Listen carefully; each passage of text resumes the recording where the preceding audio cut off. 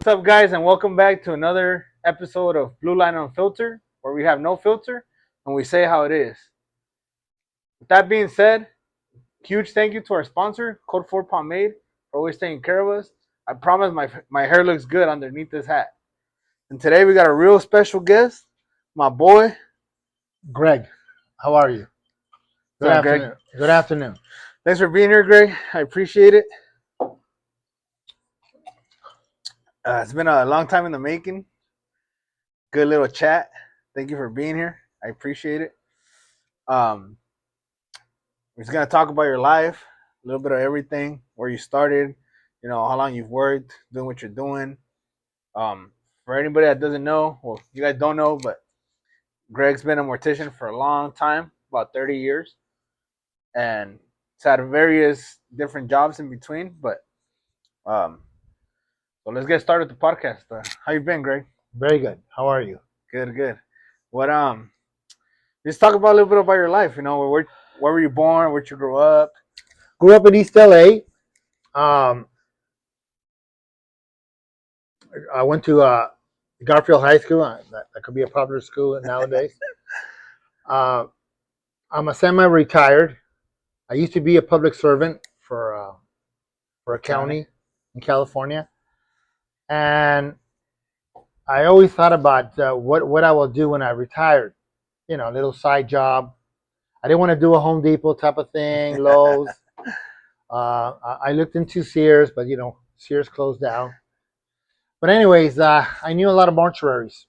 I used to work at the coroner's office for a few years, so I met a lot of morticians, and I met a few owners. I became friends with with one owner in particular, and he has two mortuaries. So I said, you know what, this is what I'm going to do, because death is 24/7, and I know there'll always be work. And I did undertaking off and on, funeral directing off and on for the last 30 years. But since 2014, I've been a full-time undertaker, funeral director, or funeral director, undertaker. I pride myself on the services that I do, but I also do the dressing, the casketing, the makeup. I don't do the embalming. That's I don't do, but I do the prepping, makeup, eyelashes, fixing of the body, fixing gunshot wounds in the face, so make sure they're not noticeable, so people can have an open casket. And that's what I've been doing for the last since 2014. You do a good job at it, no? You take pride in making sure that these people look presentable and that they look, that like they look before, they whatever happened to them happened. Well, most cases that I prepare and that I make presentable are viewable. That's my job, is to make them viewable. If they're not viewable, I would push the family to close the casket. There's not much I can do. Yeah. There's much anyone can do. That's at that point it's out of your hands, no? Yes. Yeah. Okay. And we're gonna have a lot of questions for you, probably a little later on in the episode. But how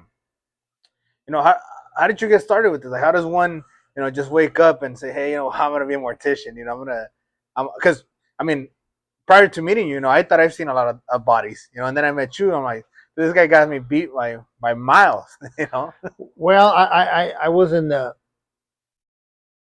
I always been interrelated with mortuaries for this county in California, and it's always been part of my job dealing with death. If it wasn't with paperwork and issuance of burial permits, I was doing. I got into the funerary business. Yeah, to say the least, and I always knew that I could do this on the side after I retired from my public servant position. Yeah, and it's been good. I enjoy it. We're a little busy at the moment, but then again, we're always busy. Death is 7 days a week. 24 hours a day, That doesn't stop for anybody, right? Nope. Death, like I tell people, death is not, doesn't discriminate. Yeah, that's right. And, how do you, or were you always, okay with seeing bodies, moving bodies? Because, for at least for me, it's, I've been in a lot of scenes, where we have bodies and, I'm okay with, being there with the body for whatever amount of time it is that we're there. But once people start, like when the coroner gets there, they start moving the body and checking here and checking there. I was like, that's a little too much for me. Well, in my case, what happened was it kind of fell by accident. Uh, I was working at the medical examiner, and that's where I got exposed to death. I got exposed smelling death. I got exposed seeing death as is raw death from the scene to the coroner's office. Yeah.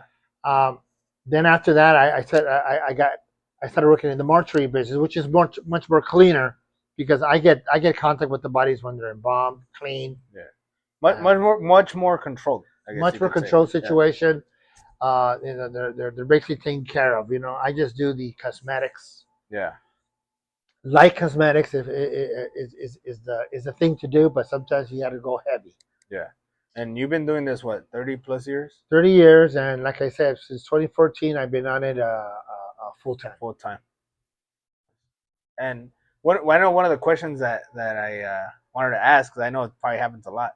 What at a scene, as it's a coroner investigator, you're at a scene. I know a lot of cops and firefighters, be fucking up your scene, because they, But how does that work? Explain that. I mean, there's a difference when the body when it's a homicide or suspicious death or a suicide.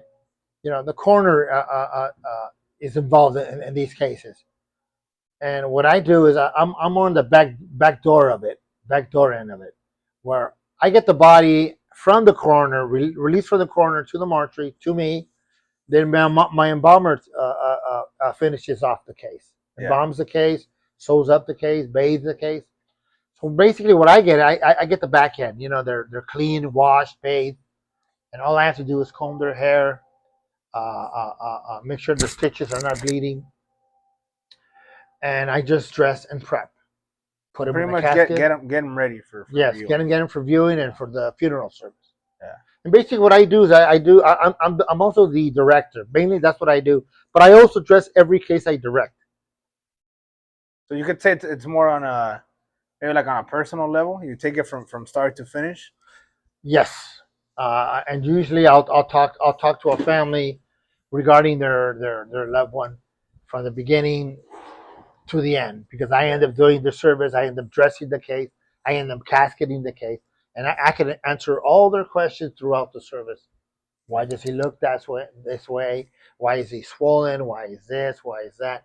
I really can. I hold their hand throughout the whole service. Yeah, that's good. And for example, I know a lot of people will be asked like, well, as far as like caskets, do they come in one size? They come in different sizes? Are they custom made? How does that work? Caskets. I mean, even Amazon sells caskets. Yeah. You can buy. Costco sells caskets. Yeah. But we have an inventory. We have catalogs. And there's thousands of caskets available. Yeah. Available. Yeah, and now when it comes to styles, colors, there's everything. Now there is sizes. There's a 24-inch, which is standard, and then there's a 28, which is a little oversized, and then there's a 31. Those are the three main caskets that are sold. If you need a bigger one, then you got to go custom. You got to go to a company that specializes, and they'll make huge caskets. So they'll make whatever. You make you a boat if you want it. They look like boats. That's what I call them, boats. When they're that big. Because, Well, yeah, because I know. I mean, I don't think there's different type of bodies, and different. There's big guys, little guys, but and so that all comes down to, so as far as size for caskets, it is what it is. That has to be based on how big you are, right? That's not. Yeah, you can't be like, no, I want him in a 24-inch when he's 600 pounds. Right? Yeah. I mean, usually when a case comes to our morgue, our embalmer will measure. I will measure. I will second. After she measures, it's a sheet. Then I measure, and I verify. Yeah, this guy is gonna need an oversized casket. Yeah, he's gonna need a 31-inch casket, or he's gonna need a custom casket. I will determine that by measuring. We measure from the shoulders. So if the shoulders measure under 24, you're standard. Once you pass that 24, 25, 26, you're going to go in a different size casket, which is more expensive And if you're under 28 inches, you're fine at the cemetery. But once you hit over 28, once you hit in the 31s, Yeah. you're gonna buy a different plot of land, more expensive. You're paying for that. You're paying for the extra space. Oh yes. Yeah. Well, what size do you think I am? You're probably right now probably in the 28. Yeah. Because that's something that people sometimes they that was They don't another take that question. in consideration. Yeah, and that was another question that I was gonna ask. How have you seen like families, for example, like, or how smooth does it run? For example, families that they've had their service and their plots paid for, and 10 years in advance. Compared to somebody that wasn't expecting a death in the family, and now they're scrambling to get it together. That is very common. There's people that prepay their funeral services, and when they prepay, they pay the funeral service in advance, and at that time, their weight measurements, height measurements Yeah. are different. 20 years from now, their weight could be bigger. Yeah. They're a much bigger person than what they were when they bought the package. Yes. And then people don't take that in consideration. Yes, they don't consideration, and a lot of people don't know. I go, hey, guess what? Your loved one was 340 pounds. Yeah. Wow, we families don't even know. Yeah. And then when I measure him, he's not going to fit in the casket that they paid for, right? They got a casket sold to him for a 200-pound person. So now you're gonna have to go. You have to go to a different casket. Yeah. And sometimes that's very shocking to them. They're in denial. I mean, sometimes when they call the mortuary and they want us to pick up the loved ones, we ask them how much they weigh. Yeah. It all depends how many people we need to send. And they'll say, yeah, he's under 200 pounds. But when we get there, they're over 200 pounds. Yeah. You can't move by yourself. Yeah, it takes two people at least. Yeah. At the minimum, to it takes two people to pick a remains from a home. Yeah. But if they're oversized, you need four people. Yeah, it's gonna be harder. Yes. That two people can bring someone that's 400 pounds down the stairs. Yeah. Or from the second level of a house. Yeah.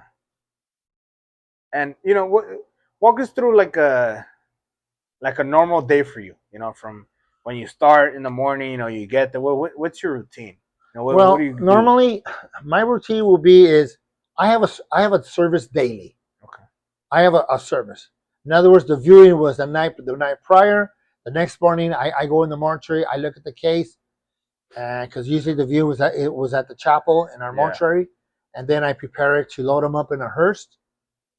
And then I start bringing in our next case for the evening, which I dressed the day before. I try to keep one.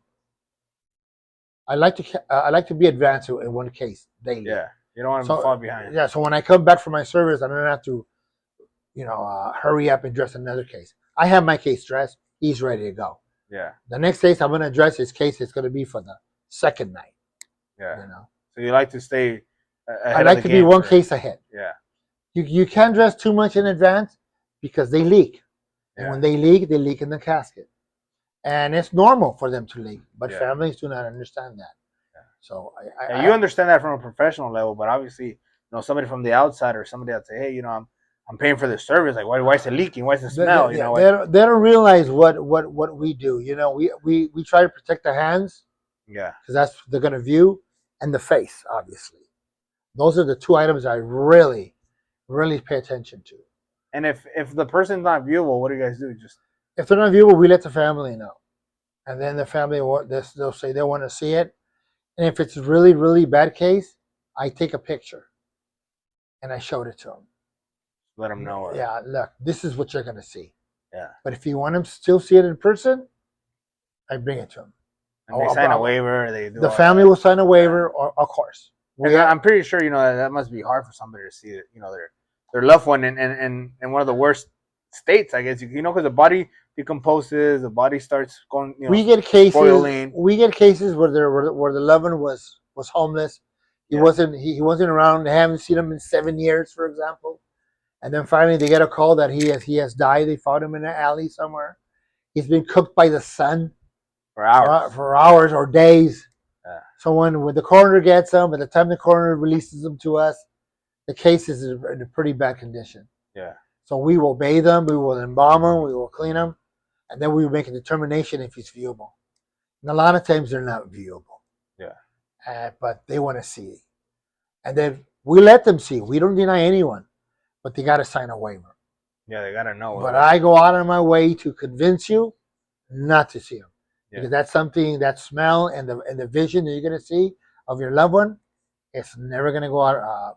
It'll always be in your mind. Yeah, because I know, for example, and that's gonna kind of lead to my next question, but I know, for example, for me, when I've been a cause for dead bodies, that's a smell that you never forget, especially in the summer, and the body's been cooking for a while, and that's one smell you will never forget. You can recognize that smell from miles away. Yeah. A lot of people have smelled a dog or Yeah. roadkill or a dead horse or a dead cow, but a human doesn't body compare. a human body has their own smell. Yeah, it's a specific smell, and then if you smelled it before, you know exactly what it is, and if you encounter it again, you know exactly what it is.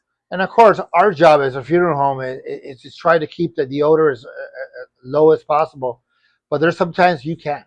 Yeah. So that we put them in body bags, and we tell family these cases not viewable. Yeah. Period. And how do you deal with the smell? Like how do Well, our morgue has vents, ventilation with Yeah. filters, and that sucks the air out and filters it. So we have that in the morgue because we can't smell the whole chapel. Yeah. And sometimes we don't want, when we really push the issue that we don't want you to see this body, Yeah. because we don't want to open up the body bag, because the body bag is going to let You don't want to release that bomb of a smell stench. everywhere. Yeah. Correct. All right. But and as far as that though, like, do you think that comes with time? Like, do you are you able to take the smell a little bit better now than when you first started, 30 years ago, or is it always been okay with it? I'll be honest with you, I don't smell it. It's just something that you're just Yes. immune to it now. I can go in there and I won't smell it. Where you coming from the outside Yeah. in, and You're you'll like, smell it. What is it? Yeah, Yeah. I don't. Yeah. So you guys just this is whatever. You got a normal conversation in there. You're good. You're just Yeah, well, you get used to it. At first when I started in this, it was a little like, wow, what am I doing here? But after a while, you just get used to it. yeah. So, I think it's a very intriguing. I don't dream. I don't have nightmares. None of that. And no one moves after. No one lets out a breath. None of that. It's Well, because you've had them. They've been dead for a while, and now you have them. Whatever twitch, whatever they had, it's already gone. Right by the time you get them, they're already good to go. Because and if, like I said, maybe it's just for movies or just my own imagination. But I always thought, like, even when I've had family members that passed away, there was or at least in Mexico, I don't know how they do it here, but in Mexico they'll let you ride in the car with them, and I've always thought, like, man, if I ride in there, I feel like the body's gonna come up and say what's up to me. What happens in Mexico, what happens here is the same thing. The body doesn't move. Once the body starts breathing, it is dead. It's pronounced he's dead. Yeah. That's their jaw drops. Yeah. Maybe their eyes might stay open. We'll close the eyes. We will before we dress a case, we will glue the eyes in and sew up the mouth and sew up the jaw, so the mouth is not hanging. Yeah. That happens to everybody. When you die, your mouth just drops. But we sew it up. Yeah. And we glue your lips and we glue your eyes, or else you're gonna have open eyes. Yeah, people obviously don't. But as far as you get used to it. It's like anything, like you being a policeman, you get used to the routine. It's the same thing. I come in the morning, check my case. It's gonna go to the cemetery. It's gonna go to the church, and then the cemetery, and then I double check our next case coming in. Yeah. Make sure he looks good, and it continues 24/7. And what's the? Because I know, like, during COVID, it was a hard time. As far as bodies, and I remember even going to, like, the county hospital, and they had, trailers, those cooler trailers outside was just packed with bodies, And we also had a refrigeration containers, and we had that, and we had our morgue. I think even our chapel became a holding facility. Yeah. because we weren't allowed to do services inside closed Anyways, yeah. inside closed doors. And most services were closed casket as well. No, during COVID. No, they were viewable, but Yeah. our services, most services during COVID were done outside in the parking lot. Mortuaries will set up a Yeah. nice tent, and it had to be in open air, and we had lighting, and we would roll the casket from inside the barn to the outside. Nothing was inside. Yeah. And matter of fact, not even bathrooms. We had to get the porta potties. So everything had to be outside. And during COVID, it was the busiest time for for all mortuaries, Yeah. every mortuary. We were working almost 7 days a week.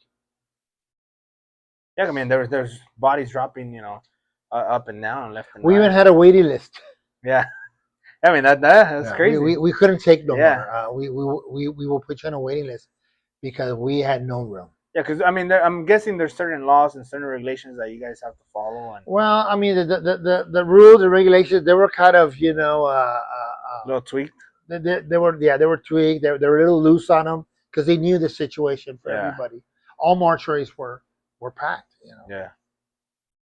And I know, I mean, I'm guessing there's just like everything else. There's certain levels of mortuaries from your, I don't know, I mean, let's say maybe your most humble mortuary to your most Well, most expensive mortuary. Well, yeah, of course. It's just like cars, there's your regular cars and your high performance, high end cars. In the mortuaries, we all sell the same thing. Yeah. Caskets are sold by everybody. It's like buying a Honda from Downey dealer and buying a Honda from a Southgate dealer. Yeah. It's the same car, it's same everything. It just the only difference is the size of the mortuary, what mortuary you want to go to. Most people want to go in their community mortuary. Yeah. They want to stay in in their community, and most of most of them are mom and pop. Of course, you got your corporation mortuary. Yeah. Well, they can cater, but basically they sell the same thing. Yeah. So everybody sells the same thing. Do you think? They provide the same service. The only difference is the service. That's Yeah. the only thing that I can think is the only difference. A mom and pop mortuary can really cater to you, or depending on a corporation, with a corporation they have their ways of doing things. Well, we can tweak a little bit. We can adjust for your Yeah. for your Or situation. make it a little bit more personal, maybe. Yes. Than just regular, standard. Your corporation. high end mortuaries Yeah. can do the same thing. They Yeah. can really do it, but do they have the time? Do they have the personnel? A lot of times they're super busy. Yeah. Yeah, and I figure for them it's more of like, oh, okay, we got another case, let's push it out. Another case, let's push it out. To where, for example, where you work, it's a little bit more. Let's take the time, to be a little bit more personal, to, do whatever we got to do for the family, be there. Like for you, you direct the funeral from beginning to end. You're there with the family from start to finish. Well, that's a big difference of what we do as a mom and pop mortuary. Yeah. Compared to these big end mortuaries, you got one counselor who will deal with you from the beginning, and then you won't see them after that. Yeah. Once you pay, you won't see them no more. You're going to be dealing with the person who's doing the service, Or the director. the director, the Yeah. funeral director, and it goes like that. The counselor will sell you everything, casket, the whole flowers, the whole 9 yard, make all the arrangements, all the scheduling, all the Yeah. paperwork, and then there's a funeral director, which is a whole different department on the other side of the building of the mortuary, and they finish it. Yeah. And what's the I guess like what's the most bodies that you've ever dealt with like at once, or how many cases can you deal with at once where you're at? I have dressed probably about 4 to 5 cases in one day, Oh. where we had multiple services the same day. Yeah. That's about the most that I dealt with. I dealt 5 cases for 2 days. From start to finish. Yeah, for one day we had 3 cases that day. Then the next day we had 2. Where big end mortuaries, big size corporations type of mortuaries, They handle anywhere from 38 to 40 services a day. Yeah. And I mean, this might be a dumb question, but I don't know, because I know mortuaries are pretty busy. But let's say you don't have anything going on that day. What? I stay What? home. What? I don't. I'm not going to sit at the mortuary. Yeah. Trying to hide and for hours to make hours. I'm semi retired. Yeah, I mean, of course the money's good. And I can use the money, but when there's nothing to do, I need to be busy. That's my personal side. I there's enough work. Yeah. So when it does slow down, and when it doesn't mean we have no bodies in the mortuary. They're not scheduled. Right now we have anywhere from 14 to 18 bodies in our mortuary daily. When it goes down to 6 bodies, 5 bodies, it slows down. It gives me time to stay home. Yeah. Catch up whatever you Yes, gotta do.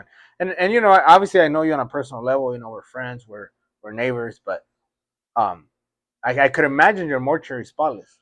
Just knowing knowing you and how you are, and Well, you probably. I figured if you got nothing on, you're probably cleaning that thing up and down. well, yeah. Well, the embalmer really is in charge of the morgue. She's supposed to keep it clean. Yeah. I'll keep it tidy. She'll clean it, and then I'll go behind her. But as far as the coach, it's spotless. The garage where the we keep the coach Yeah. is spotless. I make sure the coach gets detailed at least once every 2 weeks. I keep it up. Yeah. And the more you got to keep it up because sometimes you get inspected. Yeah. By the state people. And that was another question. I know a lot of people, and one of the questions that came up was, like the show that just came out, the Mortician. A lot of people think like, well, what's up with the regulations, or how to obviously this is that show is from a while back, and I'm guessing the regulations weren't as strict as they are now, but well, because of that guy, David Sconce, yeah. I knew him. Yeah. Yeah, I knew him personally. I didn't hang out with him, but I knew him personally. What I mean was professionally, you would work with him. Yeah. Yeah, professionally, and because of that situation, regulations have really stepped up. Has been really strict, 100%, or maybe 120%. There's a whole bunch of regulations came up because of that situation. He was cremating 10 bodies where you're supposed to cremate only one. Okay. So do you think he was mixing ashes, which is the biggest omen you can do in this industry. Yeah. Yeah, that's probably one of the biggest no-nos, right? Like, how are you going to give somebody people's trust? Yeah. Now people are very concerned about that, when you cremate. But believe me, every mortuary bends over backwards to make sure we cremate the right person.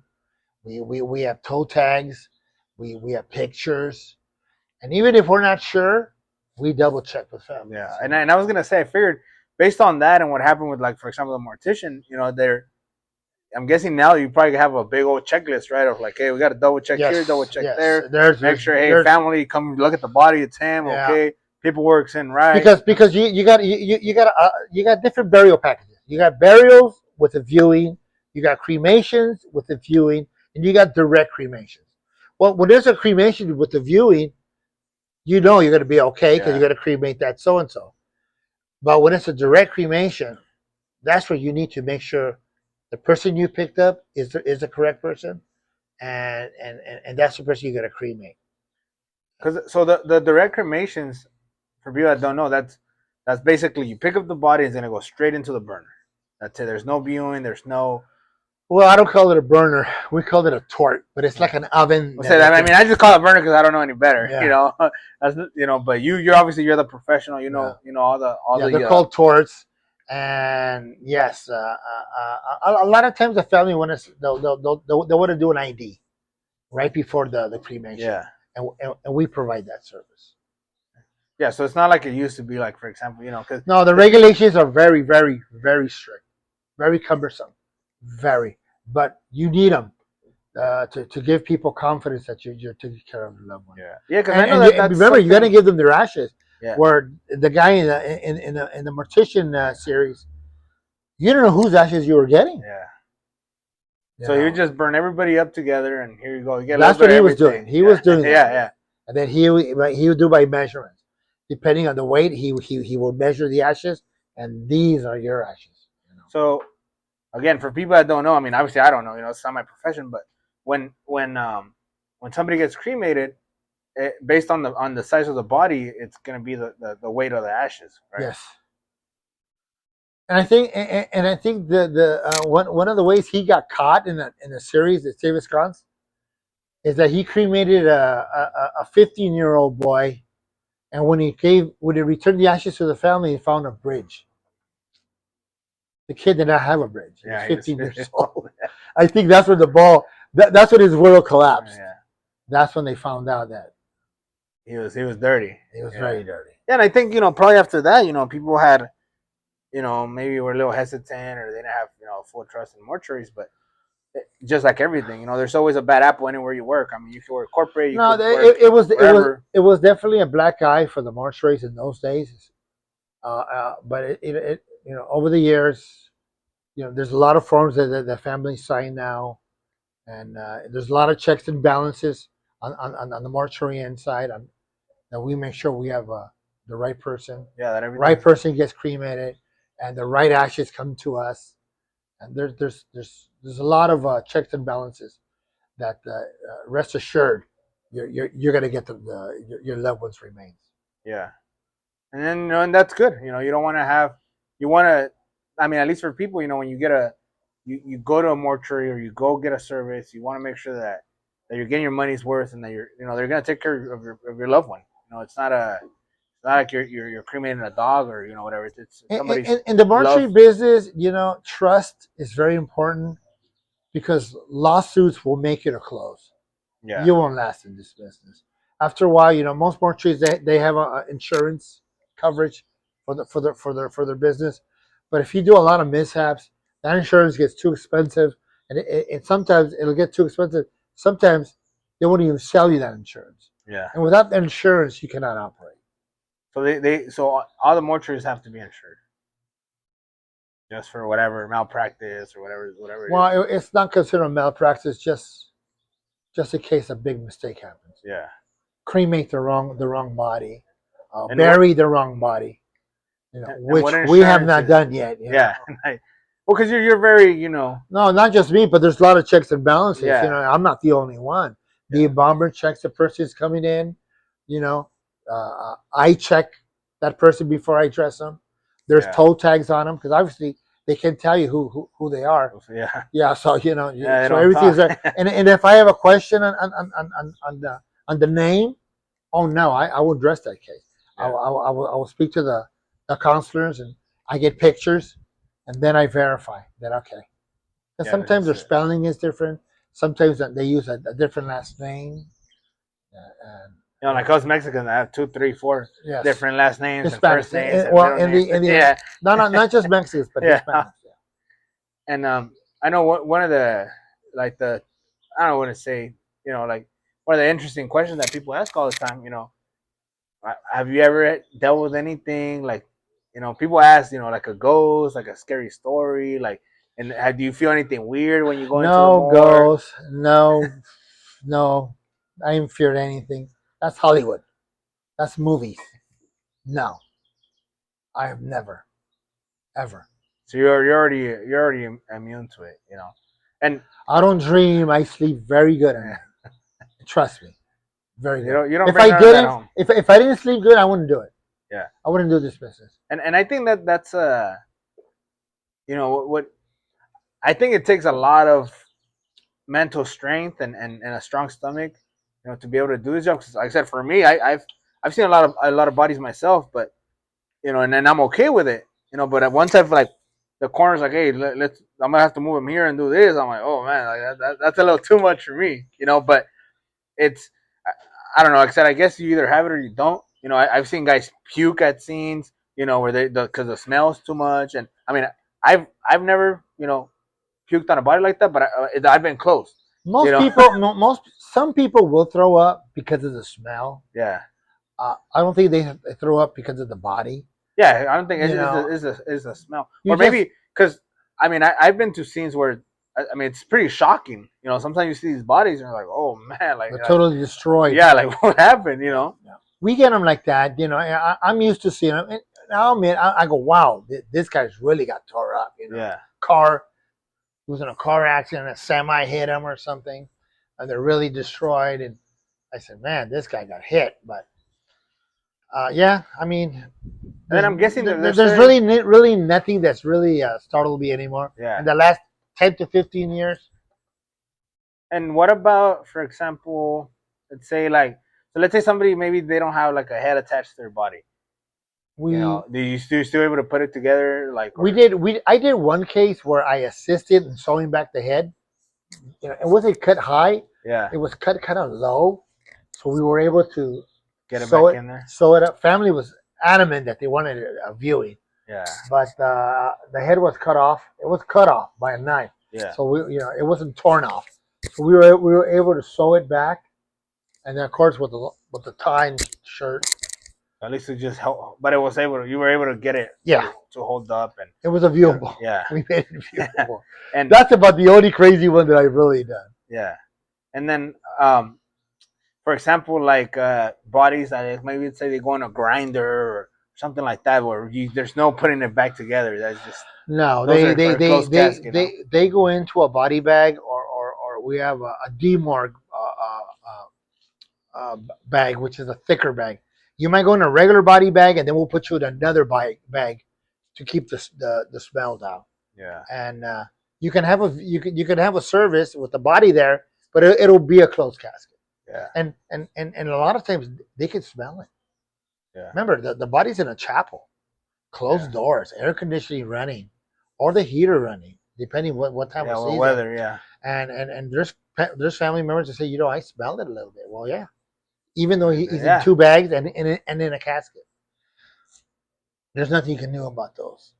Yeah, they've just been sitting there for a long time. Or I know, for example, like when Well, they not bring, just sitting, but they came in decomposed. yeah, They came in from a grinder. I mean, there was a meat company somewhere in Vernon. I remember a couple of years back where a body did fall into a grinder, literally. And he was in a bag. yeah. I mean that's not. No matter how you can be the best mortician in the world, you're not gonna be able to put that together. That's just. Okay. And what do you think is the hardest cases you have to deal with? Well, the heavy case, the heavy cases, the people that are really overweight, the 350 to 500 to 600. I think the biggest case we had was in the 780s. Wow. All right, just to dress a body like that, just to move a body like that, it's very cumbersome, very the complicated case. You it's just unbelievable how difficult those cases are to work with. Yeah. And as far I know, this is kind of like a, maybe like a very difficult topic for certain people, but what about kids? Kids or infants or stillborns. It's the same process. It's it's a little harder for you. Stillborns we get, and I'm not too. I mean, those don't really affect me. Children affect me. A 2-year-old, a 3-year-old, a 7-year-old, an 8-year-old, a 9-year-old, 12, 15-year-old. Yeah. Those have an impact on you. You feel something. Yeah. Wow, this kid, what happened? And there's a lot of things. It could have been cancer, certain diseases, or they were born sick, or homicide. Those are the cases that, if there's anything, those kind of affect you a little. Yeah. I don't have kids that age anymore. I have friends that have kids that age. Yeah. So those kind of do get to me a little bit more than. Yeah, those really affect my sleep. I think about it. I go, wow, look at this kid.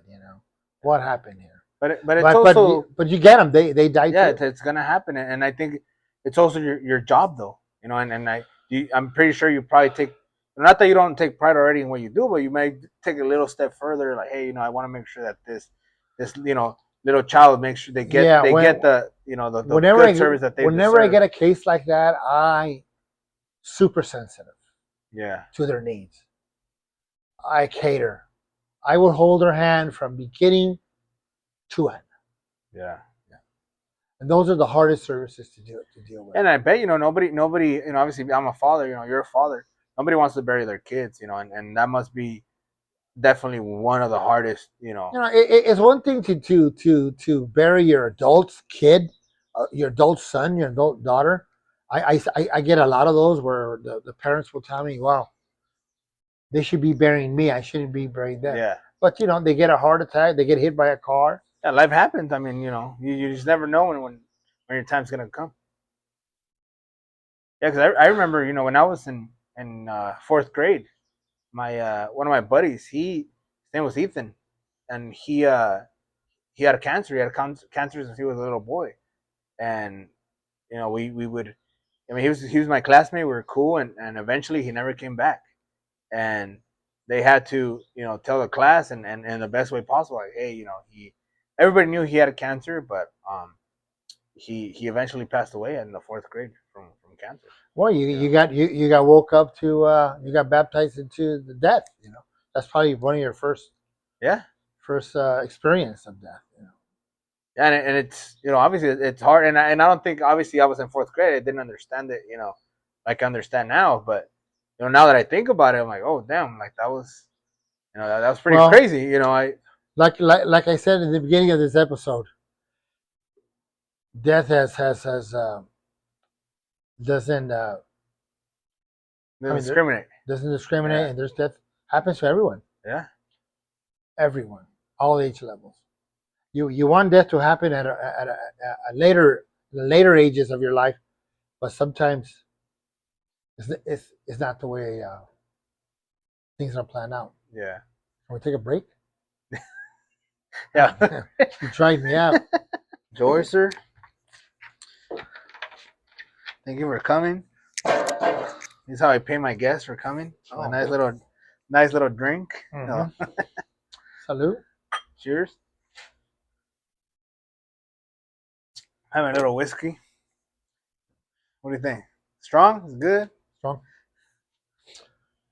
So just for the second part of the episode, just kind of finish off. I had a couple questions for you, and then we'll finish off, close off with how to pick a mortuary.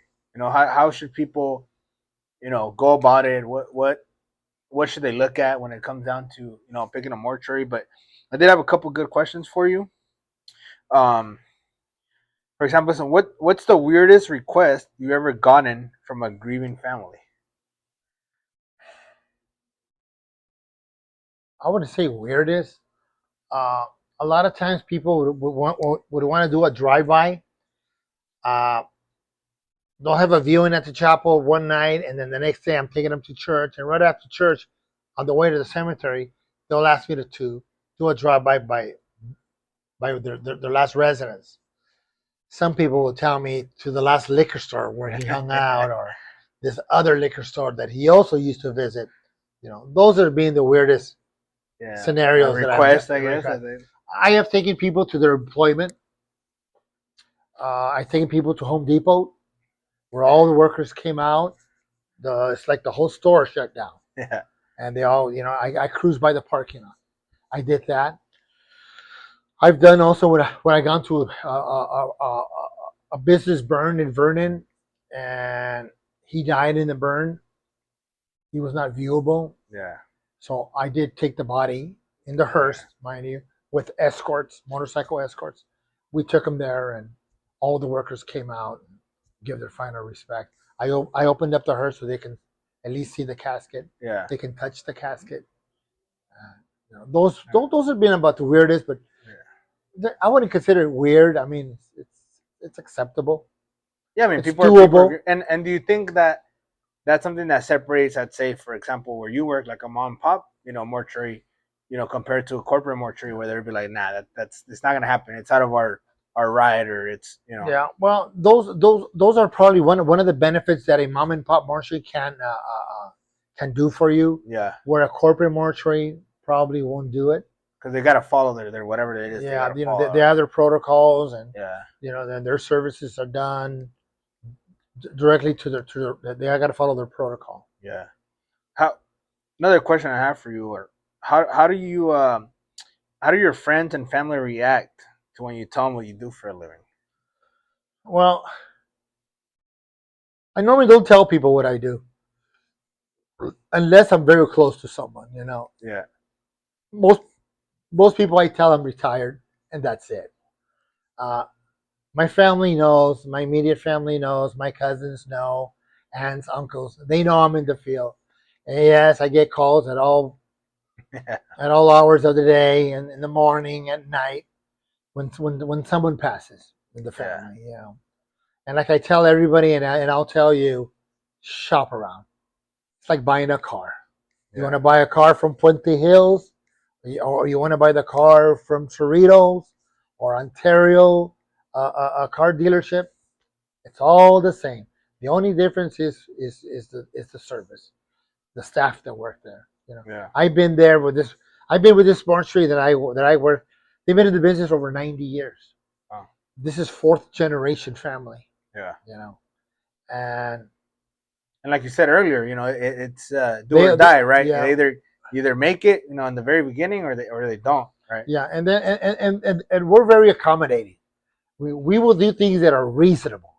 Yeah. And there's things we can't do or the law doesn't let us do, that we tell them we cannot do. Yeah. But we could do more things than regular big corporation mortuaries. Yeah.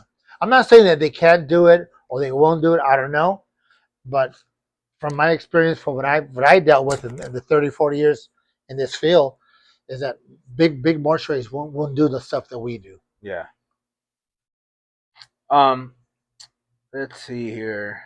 What's one of the stories you'll never forget? Whether it was, as a coroner investigator, or as a mortician, or anything that anybody you ever came across. What's one of the stories that kind of stands out for you? Something that. Well, I've done priests, Catholic priests. I've done monsignors, and I did one monsignor in particular. He was he was from El Salvador, and I think he was the first El Salvador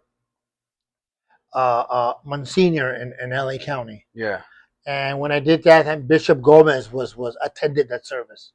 So that was kind of the highlights of my service. Yeah. I got to meet him and talk to him. I even took a picture with him. And the other more famous guy I did a services with was a friend of Antonio Villaraigosa. I did a service with one of his close friends. Yeah. And of course he was very nice to me, and took a picture with him. But those have been one of the highlights that I've done. That you've done. That I consider highlights. If you weren't a mortician, what would you be doing? I would be home. Retired. Doing nothing. Enjoying Retired. your life. Going for a swim. Yes. But my wife keeps me going, keep busy, and of course, it's for my own benefit too. You stay home and watch TV, play golf every day. After a while, you get tired of it. Yeah. And then I got two more questions for you, and then we'll move on to the how to pick a mortuary. What is something people completely misunderstand about your profession? They want their loved ones to look natural. There's no such thing as natural. Yeah. When you die, you have no skin color. You are as pale as a white piece of paper. Yeah. There's no color in you. In some cases, in rare cases, some people do look good without makeup, but everybody requires some type of makeup. To me, even there's people that look natural, that have makeup, but you cannot tell, and that's the key. That's the key to an undertaker, a good undertaker. Yeah. They can make someone look like he's just asleep. And that kind of I'm glad you brought that up, because that's kind of leading into my last question, which is, what's something that's like the most rewarding part for you, being an undertaker, a mortician? Compliments from the family that my mother looked very good, grandma looked very natural. Grandma never had lipstick, yeah, but then again, you bring me an outfit, really a beautiful dress, an elegant dress, so to say, designer dress, that you don't want me to put makeup on her. I mean, you don't want me to put lipstick on her. Yeah. I put lipstick, and they've never seen grandma with lipstick, and they're shocked to see, wow, she looked good. Of course, I don't put a crazy color on them. Yeah. I make a color that looks kind of make them look gothic, or anything. Yes. I put colors that matches their outfit. Yeah. And they, not overdo it, But you know, that's the good thing when they put on Google review or on Yelp that their level was looked very good. Yeah, or that like they look very natural. They look, how they left. And that's compliment not just to me, but it's compliment to the embalmer. It's compliment to the staff that we keep track. We take care of our cases. And that's another thing, right? You guys are a whole team. It's not just you. It's everybody from the front staff from the people that answer the phone at night. Yeah. Of course, we only work from 8 to 4, but the people that answer the phones after hours, to the counselors in the morning, to the ownership of the mortuary that support us and maintains our facility and provides the necessary tools that we need to do a good service for our family. And they treat you good, I'm guessing. They treat us fair. Yeah. Fair. All right, so with that being said, how do you pick a mortuary? What do you look at? What should people be, what kind of questions should people be asking? What is it that people need to look at exactly to pick a mortuary that fits them, or fits their family, better, or whatever it is. My advice to someone would be price around if you have the time to price around for a mortuary. But also, if you have someone in hospice, someone that you know that's imminently that they're going to pass any day, few days from now, doctors tell you, we'll give you a few days. We predict a few days and he'll pass. Start shopping. Try not to shop at the last minute. And also, what I mentioned before is there's two deaths, two places of death mostly that happens all the time. One's at home, one's at the hospital. At the hospital, you got more leeway, you got more time because they're going to hold the body for you. Because they have a mortuary at the hospital. They have a morgue. Yeah. A morgue, yeah, that's right. All right. At home, you cannot hold the body that long. Yeah, you gotta go. At some point, you gotta go. Yeah. So at some point, he needs to go within a few hours after death. Yeah. If it happens early in the morning, by the afternoon, he should be picked up. If he happens late at night, then they'll pick him up in the morning. Yeah. But most mortuaries could pick up your loved one from home or residence within 2 hours. And then do you guys have like a team, somebody designated to do that? Or yes, that's on standby, ready to go. We contract a team that handles just first calls. First calls means they're the first person you call. Yeah. And they'll pick up your loved one. If someone's at the coroner's office, you got time. You got 6 to 7 days. Coroner's going to hold the body that long. Yeah. And the coroner's only going to take it if it's, a mysterious death or suspicious death, a homicide, suicide, accident. Yeah. That's the only way they'll take them. Yeah. They'll take it. An overdose. Yeah, but if somebody dies at home and they know they're sick, he's under doctor's care. He's in hospice care.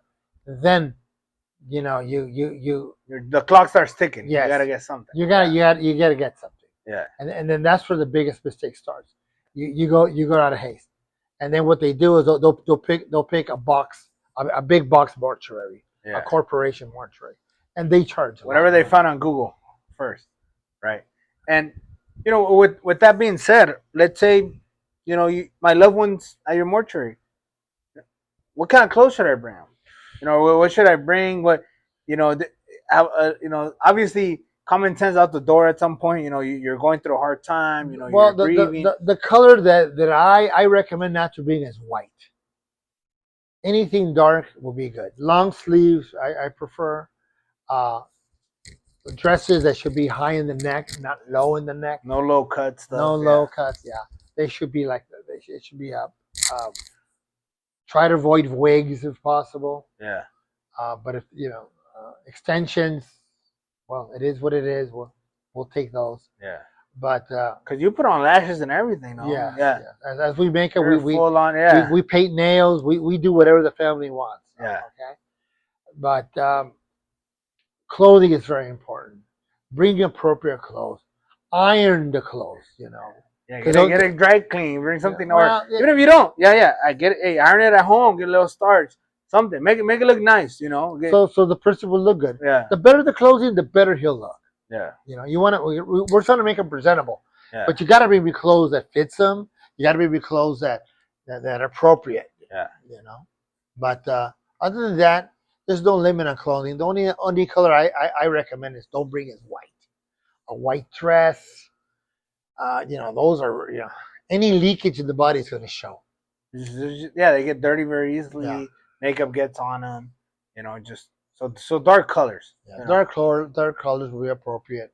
Bright colors it's okay, but it will keep away from white. That's Yeah. What about socks, shoes? I know you got a good story on that. Well, you can bring, of course, underwear. Underwear, undershirt. I recommend a t-shirt and socks. Believe it or not, there's people that will bring me clothing. They'll bring me 6 pairs of socks, and the guy has no legs. Yeah. Yeah. So, what are you gonna do, right? Yeah, I mean, is this intentional? And then, what do you think? Are Am they I fucking being- with me? Am I being tested, Is it a prank? Where the camera is at? Yeah, so I'll bring it up to our counselors. Yeah. I said, hey, I got 6 pairs of socks. The guy has no legs. Yeah. Well, they don't know. The counselors don't know the body situation. Yeah. But maybe the family, they're buying this stuff. Yeah. And they're grieving. Thinking, right? Yeah, they're not thinking straight. So it just went over their head. With that being said, like, do you guys give them, a list of like, hey, this is the clothes that you guys gotta bring? Most mortuaries that we do too. Try to work with them? We provide you a guide on the list. Yeah, it tells you more or less what to bring and what not to bring. But most mortuaries, I'm assuming they do the same. Yeah, and with situations like that, I'm guessing, obviously people's heads are now where they're supposed to be, when they're grieving or whenever they're going through something, but. Yeah, I mean that's pretty. I mean, not that now you don't want to say that it's funny, but it's like, hey, what am I gonna do with 6 pairs of socks and this guy got no legs? Yeah, it's pretty common, and it's understandably, and it's part of the territory, and I just return everything back to you. Yeah. So you're gonna use it, but sometimes they'll tell me to keep it. Yeah, donate it to a case that didn't have. They don't have any order. They're a little bit more low income. Yeah, you'd be surprised that most people don't bring socks. Yeah, and well, with that, what the stuff that like I said, the stuff that you don't use, you return them, and that's kind of a nice thing. If somebody, for example, they say, hey, keep it for for the next one, or keep it for whoever needs it. I'm pretty sure there's certain times where you get families that are very low income or very measured means. Well, that could even though the low income, for the most part, for men, they'll bring me pants and a shirt. I'll get that, but like extra socks, I'll put them on someone. Yeah. Extra underwear. I mean, when I get 6 packs of socks, I get 3 packs of underwear too. And what? And they can only put one pair. Yeah, of course. And what do you think is, or in your experience, what's the craziest thing somebody's ever tried to put like in a casket, or like, I know because they it's the normal thing. Hey, let me put a bottle of tequila in there for him, or let me. People put booze. People put marijuana. People put iPhones. People put smartphones charged up, of course. Whatever. So whatever they feel like putting, they put it in there. They put it in. Unless the body's gonna get cremated, I recommend don't bring bottles of booze. Spray cans. So I don't know. Maybe they're gonna tag somewhere up there. And they go. I have no idea. But stuff like that. If it's gonna go to the crematory, I remove stuff like that. Yeah, because obviously you don't want it to explode in the fire. Yeah. So people put all kinds of things in there, whatever they want to put in there, huh? You can put whatever you want in there. Lotto tickets. You're paying for it. Huh? You can put whatever you want, but if it's gonna get cremated, anything that's explosive, I have to take it out. Yeah. And that's because of whatever the laws or whatever it is, Well, the crematory is gonna say, "Hey, man, there's a spray can in here. A can of paint. Yeah, I'm not gonna be able to do it. So I kind of go over those cases for remove it if it's flammable and then it might explode. Yeah. Well, thank you, Greg. Thank you for your time. Well, thank you for the opportunity, and hopefully this helps someone. Somebody gets a little bit more clarity, a little bit more, a little bit of guidance at least, on where to go and what to look for, and so I really another thing, most mortuaries will have a website, and they'll have questionnaires for you. The most common questions people ask. Look at them, read them. It might be helpful to you. Yeah. You can always call them. I'm pretty sure they'll provide you that Answer. service. Yeah. Yeah. Okay. Well, thank you for that info. I really appreciate you being here and clarifying some questions for some people, and hopefully we can get you on the And next good luck. one. Hopefully it becomes useful. Celebi. I am tired.